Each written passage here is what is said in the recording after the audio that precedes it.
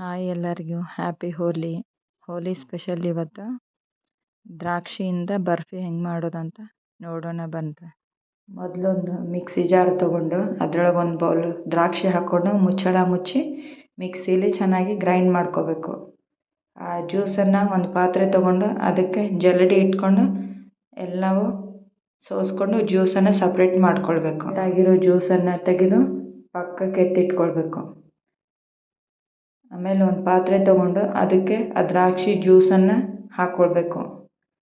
Juice ಹಾಕಿದ ಮೇಲೆ ಅರ್ಧ ಬೌಲ್ ಆಗುವಷ್ಟು ಕಾರ್ನ್ಫ್ಲೋರ್ ಹಾಕಬೇಕು. ಅದಕ್ಕೆ ಕಾರ್ನ್ಫ್ಲೋರ್ ಹಾಕಿದ ಮೇಲೆ ಅರ್ಧ ಬೌಲ್ ಆಗುವಷ್ಟು ಸಕ್ಕರೆನ ಹಾಕ್ಕೋಬೇಕು. ಅದಕ್ಕೆ ಎಲ್ಲವೂ ಚೆನ್ನಾಗಿ ಮಿಕ್ಸ್ ಮಾಡ್ಕೊಳ್ಬೇಕು.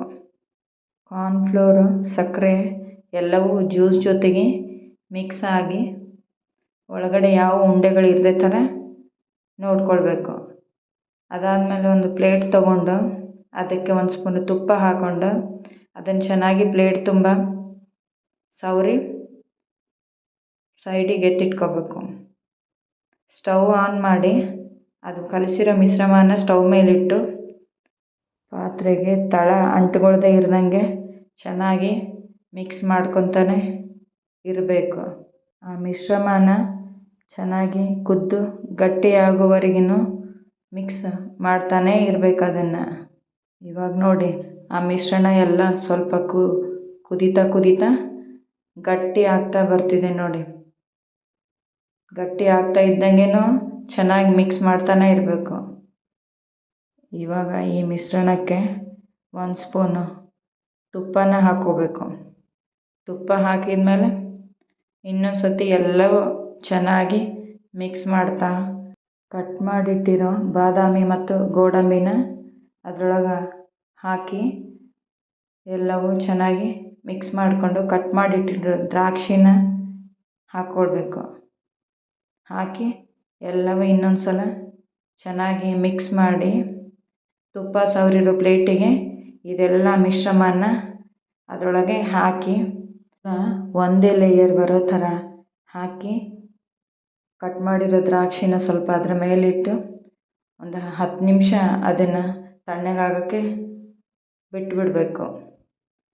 ತಣ್ಣಗಾದಮೇಲೆ ಒಂದು ಚಾಕು ತಗೊಂಡು ಅದನ್ನು ಚೆನ್ನಾಗಿ ಪೀಸ್ಗಳ ಥರ ಮೆಲ್ಲಗೆ ಕಟ್ ಮಾಡಬೇಕು.